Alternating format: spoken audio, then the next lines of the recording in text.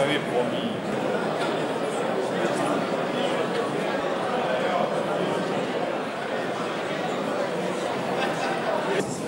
Je considère que vous voulez que je commence. Alors, allons-y. Mesdames et messieurs, chers amis, bonsoir et bonne année. Je suis heureux de vous retrouver encore ici en ce début d'année 2012 pour notre traditionnelle cérémonie des vœux. Je suis heureux d'être entouré de mes adjoints et conseillers municipaux, quand il est vrai que nous ne sommes jamais aussi forts que lorsque nous sommes unis. Parce que pour ceux qui ne le savent pas, je rappelle notre devise, en français, en latin, l'union fait la force. Donc voilà, c'est tous ensemble que nous vous souhaitons les meilleures choses pour l'année à venir, bonheur, réussite, prospérité et bien sûr une excellente santé pour chacune et chacun de vous et pour tous ceux qui vous sont chers. Ce grand moment de rencontre en début d'année est l'occasion de faire avec vous notre tour d'horizon annuel sur la vie de la cité. Et c'est un peu long parce que s'est passé beaucoup de choses. Alors je sais que vous aimez savoir et que vous vous intéressez sans doute plus que d'autres aux affaires de la vie. Aussi est-il important que nous éclairions les points essentiels de notre politique municipale. Sans entrer dans tous les détails, c'est clair, je veux néanmoins vous expliquer où nous en sommes et dans quel esprit nous travaillons. Avant toute chose, je tiens à remercier publiquement ici les employés communaux et les employés communautaires sans lesquels tout ce dont je vais vous parler serait irréalisable. C'est parce que nous avons des agents de qualité, je le souligne, très attachés à leur ville, que nous pouvons faire tout ce que nous faisons. Donc, merci à vous. Et commençons, si vous le voulez bien, par parler finances, puisque, dit-on, l'argent, c'est le nerf de la guerre. Alors, certains qui m'aiment bien s'ingénient à semer le doute et cherchent à faire croire que la ville serait au bord du gouffre. Récemment, en faisant du rangement, j'ai retrouvé de vieux tracts des années 90 qui racontaient que je conduisais Monteux à la faillite. Depuis 20 ans, de temps en temps, ça ressort, et des gens racontent que tout va mal et que cette fois, ça y est, c'est la catastrophe. Eh bien non. Si on était en faillite, je pense qu'on le saurait depuis longtemps. Certes, gérer une commune aujourd'hui n'est pas chose facile.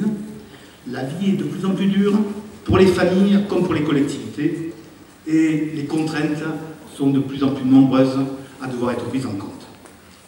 Heureusement, avec mon adjoint aux finances, Pierre Blatière, nous ne sommes plus tout à fait des bleus et nous commençons à connaître le métier. Et ainsi, Monteux tire son épingle du jeu. Mais néanmoins, je plains les nouveaux maires qui se retrouvent aux manettes sans expérience préalable. Alors, concernant notre situation financière, et pour couper court, pas l'hiverne, bien je vous renvoie au site internet du ministère des Finances qui publie chaque année les chiffres des communes et les compare entre eux. C'est l'objectif, c'est le ministère. Et vous y verrez que la situation financière de Monteux est saine, tant du point de vue des dépenses de fonctionnement que de l'endettement, qui, tout comme la fiscalité, sont nettement au-dessous des moyennes nationales, régionales et même départementales. Bref, à Monteux, il y a des impôts, c'est clair, mais ils sont moins chers qu'ailleurs et la ville a les capacités de son train de vie. Et Beaulieu, me direz-vous, est-ce que Monteux, est-ce qu'une ville comme Monteux a les capacités de réaliser un projet d'une telle ampleur? N'y a-t-il pas le risque que ce soit, comme disent certains, un gouffre financier pour les Montillais? Réponse, non. Je l'ai déjà dit et je le répète. Le projet ne coûtera pas un centime aux contribuables. Et je m'explique. Beaulieu est un projet porté par la communauté de communes, et pas par la commune. Ce n'est pas la même bourse. Les impôts des ménages, c'est-à-dire les contribuables que vous êtes, vont à la commune. Et l'impôt économique, lui, va à la communauté. Qui plus est, la communauté ne gère pas Beaulieu à partir de ce qu'on appelle le budget général, c'est-à-dire celui qui est alimenté par l'impôt, mais par le biais d'un emprunt spécifique. La commune, en l'espèce, se comporte comme tout aménageur privé, qui empruntent de l'argent, achètent des terrains, les viabilisent, puis les commercialisent, remboursent son emprunt, et bien sûr, autrement se répandra, empoche son bénéfice. Alors le privé est capable de dégager ainsi des marges confortables. Pourquoi le privé ne serait-il pas capable de le faire? Pourquoi n'arriverions pas à dégager du profit qui, lui, servira à améliorer la vie des Montiliens sans avoir recours à l'impôt? À la communauté, c'est Daniel Brémond, je vous présente en même temps les élus qui sont en charge du dossier, c'est Daniel Brémond qui exerce la délégation aux finances, et soyez tranquille, il est casse-pied, il est très vigilant. C'est une des qualités en l'occurrence. Beaulieu ne doit pas faire peur, c'est un atout, un bel atout même pour Monteux. Et c'est aussi de l'emploi pour les Montiliens. Et l'emploi, mes chers amis, je ne vous l'apprends pas, c'est une denrée précieuse, surtout pour les temps qui courent. Beaulieu, c'est 1500 emplois à terme, je l'ai déjà dit, dont 200 dès l'ouverture en 2013. Quand je pense que l'opposition aurait préféré qu'on plante là une forêt, je doute qu'avec une forêt, on aurait créé autant d'emplois. Depuis que vous m'avez accordé votre confiance, le sens de mon action reste le même. Développer la ville pour créer des emplois et créer des richesses, afin d'apporter du bien-être aux habitants, sans pour autant, ou tout au moins en limitant, le recours à l'impôt. Tel est mon combat de tous les instants, car ne vous y trompez pas, c'est plus facile à dire qu'à faire. Et je tiens à remercier Michel Nuss, mon adjoint à l'économie, qui m'accompagne activement dans ce combat. Dès 2013, Beaulieu sera un site magnifique où les Montiliens auront plaisir à aller, travailler ou se divertir. Alors, prochaine visite organisée par Michel Munoz, mon adjointe aux personnes âgées et au CCAS, eh bien, je puis assurer que les personnes âgées du foyer de Tête Blanche, qui ont déjà visité le site en octobre dernier, vont trouver beaucoup de changements. Mais en attendant, parlons de ce qui va se passer durant l'année entamée de 2012. 4 grands chantiers et plein de petits chantiers. Petits chantiers, mais néanmoins importants, car ils touchent notre vie de tous les jours. Et là, ce sont essentiellement Pierre Marcaillan pour la commune et Claude Parenti pour la communauté qui suivent en détail ces chantiers. Le premier, c'est Beaulieu, je viens d'en parler. Les travaux de viabilisation seront terminés en 2013. Et les touristes pourront commencer à arriver. Ça, c'est un message pour Jacques Perrin, qui est délégué au tourisme chez nous. C'est pas lui qui s'en plaindra. Deuxième chantier, c'est le complexe sportif de Saint-Hilaire, cher à Marie Lunédou, adjointe au sport et à tous les sportifs de Monteux. Complexe sportif qui va être aménagé au bout de la plaine des sports et Montchafran. 6000 m² d'équipements vont être ajoutés aux équipements sportifs déjà existants pour le plus grand bonheur des sportifs montiliens. 6 cours de tennis, dont 2 couverts, une salle d'armes permettant d'accueillir des compétitions nationales, un dojo, etc. Les travaux vont démarrer sous peu, viennent de déposer le permis de construire, donc disons au printemps, pour une livraison courant 2013. C'est un bel investissement de 4 millions d'euros, je le dis au passage. Troisième grand chantier, c'est la deuxième tranche de la route d'Avignon, qui va démarrer dans les premiers jours de février et qui va aller du rond-point des Bravos jusqu'à la rocade, carrefour dit de Rossi. Les travaux vont durer jusqu'à l'automne. Et d'avance, je vous remercie pour votre patience et pour votre compréhension, car on va souffrir un peu. Mais après, ce sera tellement beau. Après, on aura une belle entrée de ville, éclairée de manière très écolo jusqu'au bout, alors que pour l'instant c'est dans le noir. Et puis, j'ai une grande déception dans ce dossier, c'est que les platanes vont devoir être sacrifiés. Je me suis battu tant que j'ai pu pour essayer de les conserver, mais il a fallu se rendre à l'évidence. Ils sont en très mauvaise santé, ils meurent les uns après les autres. Les racines ont endommagé gravement toutes les canalisations. Bref, on ne peut pas refaire correctement cette entrée de ville et en même temps les garder. Quatrième grand chantier, c'est celui du pôle handicap. Les travaux ont commencé à la Sorguette, sur un terrain qui est mis à la disposition par la commune de Monteux, moyennant un bail, la construction. Tout cela pour une maison d'accueil spécialisée, le SIL MAS, maison d'accueil qui est destinée aux adultes handicapés physiques. Et il y aura aussi un institut médico-éducatif, un IME, pour les adolescents présentant des déficiences mentales. Le maître d'ouvrage, c'est l'association L'Olivier, sous agrément sécurité sociale. C'est un bel investissement de 10 millions d'euros. Et la création d'une centaine d'emplois, pour une ouverture prévue en 2013. Durant l'année qui a démarré déjà, les travaux ne se limiteront pas, fort heureusement, à ces grands chantiers. Je l'ai dit, il va y avoir une kyrielle d'autres actions qui viseront à l'amélioration de notre cadre de vie sous l'œil très vigilant d'Evelyne Espenon, adjointe à l'environnement, et d'Annie Gardero, qui est déléguée à la vie des quartiers. Et aussi, bien sûr, des commissions qui les accompagnent et que je ne cite pas.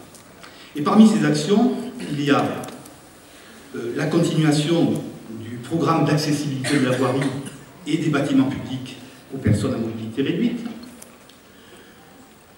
l'aménagement par l'aménageur du carrefour du boulevard d'Avignon et du quartier Jules Favre, trois opérations de réhabilitation dans le centre ancien, ainsi que celle du Café d'Orient qui devrait démarrer, qui a d'ailleurs démarré un peu, la création de pistes cyclables qui sont demandées, l'aménagement de nouveaux jardins familiaux et l'aménagement du parc public à Ribas, entre Ribas et Lauzon. La jeunesse, justement, parlons-en, parce que c'est une de nos grandes préoccupations. Depuis tout à l'heure, j'explique que nous nous battons pour l'emploi et que c'est la raison d'être de notre politique de développement. Cette politique que certains, quelquefois, critiquent car ils préféreraient qu'il se passe moins de choses chez nous et qu'on vive plus tranquillement, un peu replié sur nous-mêmes. Ces emplois créés grâce au développement sont pour nos jeunes, pour qu'ils puissent vivre et travailler au pays. J'ai un fils, il vit à Paris, parce qu'il travaille à Paris. J'ai des petits-enfants, je les vois 2 à 3 fois par an. Ne croyez-vous pas que je préférerais les avoir à proximité? Et je ne suis pas le seul dans ce cas-là. Donc si nous créons des emplois, c'est précisément la première des actions en faveur de la jeunesse pour que nos jeunes trouvent du travail et vivent au pays. Pour la petite enfance, il n'y a pas que les jeunes, les ados. Pour la petite enfance, on s'en occupe, il y a des places dans les crèches et Bernadette des Sauvages s'en occupe très activement. Pour les plus grands, il y a toutes les structures scolaires et périscolaires qui sont bien dotées grâce à l'insistance de mon adjointe aux affaires scolaires, les élus juniors qui sont représentés ici devant nous, parce que c'est notre relève. Et ils siègent donc au conseil municipal d'enfants qui est animé par Mireille Gaudin-Sauvert et je les remercie parce qu'ils sont toujours très actifs dans la cité. Ensuite, je le sais, quand on parle jeunesse, on parle souvent de loisirs. En tout cas, on y pense. Chez nous, c'est Thomas Constantin qui veille. Il a obtenu, au stade de Georges-Henri, un bel espace que les jeunes ont aménagé à leur goût. Le résultat, si vous n'êtes pas allé, allez-y, le résultat est magnifique. Et j'ai tenu que ces jeunes fassent eux-mêmes les finitions pour ne pas qu'ils s'imaginent que tout leur est dû. Sinon, c'est trop facile. Alors que, précisément, il faut leur redonner le sens de l'effort et leur faire comprendre que l'on n'a rien sans rien.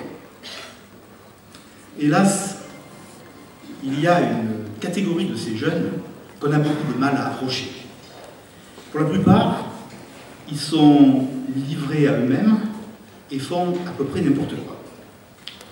Heureusement, ils ne constituent qu'une petite minorité, mais le phénomène me préoccupe beaucoup. Et j'y consacre beaucoup de temps. Voilà des jeunes de 13 à 17 ans, sans repères familiaux, ou si peu. Des jeunes à la dérive, dont on n'imagine pas quels adultes ils pourront être demain. Je ne vous cache pas que je suis inquiet de ce que je vois et que je multiplie les actions pour améliorer cet état de fait. Bien que ce ne soit pas la panacée, le rappel à l'ordre fait partie de ces actions. Le rappel à l'ordre, c'est ce dispositif que j'ai mis en place avec le procureur de la République, un outil de plus. Parce que la sécurité est une de nos préoccupations et une de nos priorités pour toute notre équipe municipale. Chez nous, c'est Mario Harel, adjoint à la sécurité, qui est très présent sur le terrain et qui suit de très près le travail de la police municipale et qui assure l'interface avec la police nationale. L'insécurité est un fléau, et pas seulement à Monteux, dans toutes les communes, hélas. Elle a toujours existé, mais aujourd'hui, je peux dire qu'elle est exacerbée par une petite délinquance qui empoisonne la vie de tous les jours et contre laquelle il est très difficile de lutter. Du fait notamment de procédures judiciaires qui n'en finissent pas, alors que la sanction, pour être efficace, eh bien, il faut qu'elle arrive vite. Plusieurs fois, j'ai saisi nos parlementaires à ce sujet, dans l'espoir qu'ils fassent évoluer la loi. En 2011, pour la sécurité, nous avons installé sur tout le tour de ville 9 caméras. Et pour 2012, on va en installer 11 autres. On est en train de définir les emplacements. Ensuite, à cela s'ajoute, bien sûr, la télésurveillance qui fonctionne depuis très longtemps. 1992, tiens, ça fait 20 ans cette année. Très peu de communes sont dotées d'une télésurveillance, mais ce service aujourd'hui est bien doté et il donne satisfaction à nos 250 abonnés. Et puis, toujours dans le domaine de la sécurité, on vient d'embaucher un policier municipal supplémentaire. Il a pris ses fonctions le 2 janvier. Enfin, je terminerai sur ce sujet en parlant du Conseil intercommunal de sécurité et de prévention de la délinquance que je préside et qui réunit tous les partenaires de la sécurité en vue de se concerter. Et j'avoue que j'ai été très agréablement surpris des résultats que nous avons obtenus, qui nous ont été communiqués à la dernière séance en décembre dernier par le commissaire. En 4 ans, nous avons réduit sur notre territoire de 50% le nombre de faits constatés de délinquance. Ces informations sont très encourageantes et nous invitent à continuer dans le même sens. Alors poursuivons maintenant, si vous voulez bien, notre tour d'horizon et parlons d'environnement et de notre politique environnementale. L'écoquartier de Beaulieu en est un fleuron. Mais celle-ci, cette politique environnementale, toutefois, est loin de se limiter à ce dernier dossier. Elle fait l'objet de ce qu'on appelle l'agenda 21. Et c'est Annie Niguet qui pilote chez les élus ce dossier avec toute la commission d'environnement qui l'assiste dans la réflexion. Un agenda 21, c'est une approche méthodique des problèmes environnementaux qui se décline en 3 parties. Un diagnostic, un engagement politique de la collectivité, mais aussi de différents partenaires, et un plan d'action.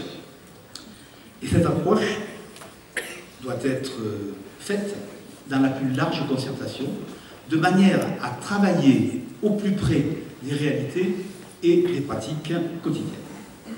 Cette concertation vient de démarrer, elle va se poursuivre tout au long de l'année 2012 à travers différentes réunions qui vont être organisées. Et donc, je lance un appel aujourd'hui toutes les personnes désireuses de s'impliquer dans ce dossier de l'environnement sont invitées à se faire connaître. L'objectif est noble, c'est une noble cause. Que faire pour laisser à nos enfants une belle planète sur laquelle il fait bon vivre? On ne peut pas terminer ce tour d'horizon sans parler d'un sujet d'actualité, l'intercommunalité. Ce dossier, c'est moi qui le suis en direct. Non seulement pour Monteux, mais pour le Vaucluse tout entier, puisque j'ai été élu par les maires de Vaucluse, rapporteur général de la commission départementale de coopération intercommunale, CDCI, qui est présidée par le préfet. Alors comment se pose le problème? C'est compliqué et simple à la fois. Compliqué parce que les procédures sont vraiment tarabiscotées, on ne peut pas dire autre chose. Et parce que les enjeux de l'intercommunalité sont lourds de conséquences. C'est simple parce que, pour nous, ici, il n'y a qu'un seul enjeu qui vaille, à savoir faire en sorte qu'en se regroupant avec d'autres, Monteux ne perde pas, mais au contraire, il gagne. Vous voyez que c'est simple. La carte départementale vient d'être arrêtée par le préfet. Elle conserve en l'état les sorts du comptant. Je dois avouer que je n'y suis pas pour rien, tout en sachant pertinemment que cette situation ne sera pas éternelle, mais j'ai tenu à ce que nous gardions les coups des franches pour bien peser le pour et le contre entre le Grand Avignon d'un côté et la Corse de l'autre part, sachant que nous sommes exactement la charnière entre ces deux agglomérations. Alors comment choisir? Nous savons ce que nous tenons, nos atouts, notre dynamisme, notre train de vie, nos marges de manœuvre, etc., etc. Cela, nous le savons bien. Si nous rejoignons le Grand Avignon, nous savons que Monteux tiendra une place importante, puisque cette place est déjà inscrite dans le SCOT. Pardonnez-moi pour les signes. SCOT, ça veut dire schéma de cohérence territoriale. Donc, notre place, elle est déjà inscrite dans le SCOT, puisque celui-ci vient d'être voté en décembre dernier. Et le SCOT, c'est un document cadre qui engage tout le monde, les services de l'État, les collectivités locales, les partenaires, etc., etc. Et c'est un document qui définit les grandes orientations pour les 10 prochaines années. Pour lui, dans ce SCOT, nos zones d'activité sont déclarées zones stratégiques. Et Beaulieu est un des 5 pôles d'intérêt métropolitain, il n'y en a que 5, et donc Beaulieu n'est un, au même titre que Avignon-Centre, Courtine, Agroparc et la zone commerciale d'Avignon-Nord. Si nous rejoignons la Cove, mais aussi les terrasses du Ventoux et le pays de Sceaux, nous reconstituerons ainsi un territoire historique, avec un arrière-pays magnifique, et nous en serons la façade économique. L'économie est à l'ouest, elle est chez nous. C'est une position intéressante, certes, à condition toutefois qu'elle ne nous réduise pas au rôle de simple vache à lait. Parce qu'il est bien essentiel de comprendre qu'une intercommunalité, c'est avant tout un territoire de solidarité financière. Un territoire de solidarité financière. Comprenez le sens des mots. Et cela dans un contexte national de crise et de dotation, notamment de l'État, qui diminue d'année en année. Donc, question. Vaut-il mieux être pauvre chez les riches ou riche chez les pauvres? Eh bien, ça dépend. Ça dépend notamment de la place qu'on occupe. Donc, c'est ce que nous allons essayer d'analyser dans les mois qui viennent et que nous allons négocier avec les différents partenaires. Alors, tout cela est compliqué, en effet, mais les enjeux sont déterminants, car c'est par l'intercommunalité et par les marges de manœuvre qu'elle nous donne qu'on gère la dynamique économique et aussi la création d'emplois, la politique logement, l'entretien des routes et celui des espaces verts, les grands investissements, qu'ils soient productifs ou qu'ils ne le soient pas, etc., etc. Donc, vous voyez, l'enjeu est important et il vaut mieux y regarder à deux fois. Parce que c'est un aller simple. Quand on y est, on n'en sort pas. Voilà. Je vais terminer là-dessus sur ces questions qui sont un peu complexes et difficiles, avec des choses plus attrayantes, puisque je vais vous parler maintenant de culture, d'animation et de festivité. Alors, l'année dernière, le moment fort de l'année a été la légende des siècles, pour la Pentecôte, sur le thème Welcome America, un thème très populaire qui a attiré à Monteux près de 100 000 visiteurs. Cette année, pas de légende des siècles. L'organisation est très lourde et nous avons décidé de ne la faire que tous les 2 ans. Mais ne vous en faites pas, des distractions, il y en aura. 2012 va être l'année du patrimoine, c'est le thème de l'année. Le programme Soif de culture, qui est initié par Alain Bress, adjoint à la culture, et par sa commission, a été distribué avec le journal de janvier, donc tout le programme. Le groupe des Amis de la Mémoire va voir la concrétisation de son travail sur les monuments et les lieux remarquables de la ville, avec la pose de plaques explicatives. Bien sûr, l'année 2012, comme toutes les années précédentes, et j'espère les années futures, sera rythmée par le traditionnel pèlerinage de Saint-Jean, la fête du 14 juillet, on ne va pas la supprimer, la fête votive de la Saint-Jean, avec son traditionnel feu d'artifice, sur un thème qui sera lié au patrimoine, et puis il y aura, cette année particulièrement, une fête du patrimoine, proprement dite, et puis la foire d'automne, bien sûr, sur un thème du développement durable. Donc, on peut être assuré que le comité des fêtes, qui est présidé par Bernard Lamos, ne chômera pas. En plus de ces moments forts, mais néanmoins habituels à Monteux, une nouveauté de l'année. Nous allons renouer avec la tradition du feu de la Saint-Jean en faisant du samedi 23 juin, plus exactement de la soirée 23 juin, un grand moment montilien, je le dis comme ça pour dire que ce sera une animation où les Montiliens seront privilégiés. Rendez-vous vers 19 h sur la place des Droits de l'Homme, puis départ pour Beaulieu, à pied, à cheval, en voiture, en bus, vélo, comme on veut. Pique-nique au bord de l'eau, fourni ou tirer des sacs, au choix. Et à 22 h, promis, on met le feu au lac. Je ne vous en dis pas plus, faites-nous confiance. On va vous concocter une soirée magique, donc réservez votre soirée. Voilà mes chers amis, ce tour d'horizon s'achève. On a beaucoup bavardé, il est temps de conclure, et la conclusion, à mon avis, elle est simple, elle s'impose même. On va traduire ce que pense le plus grand nombre. On est bien à Monteux. La ville est dynamique. Il s'y passe toujours quelque chose. Les gens sont sympathiques. On aime faire la fête. Les commerces sont agréables. Les associations sont remplies de champions. Monteux, c'est connu, c'est la ville qui gagne. Finalement, dans une telle ville, il n'y a qu'une chose à souhaiter, c'est une excellente santé pour profiter pleinement des bienfaits de la vie. Et c'est ce que nous souhaitons du fond du cœur, mes chers amis. Bonne année et bonne santé pour 2012.